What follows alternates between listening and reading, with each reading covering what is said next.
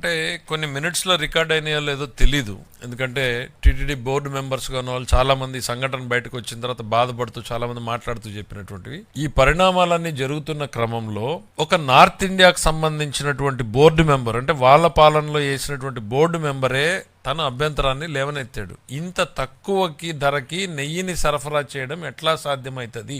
మీరు చెప్పినటువంటి వ్యక్తి, చైర్మన్ ఇద్దరు కలిసి అదే సమావేశంలో బుల్డోజ్ చేశారు.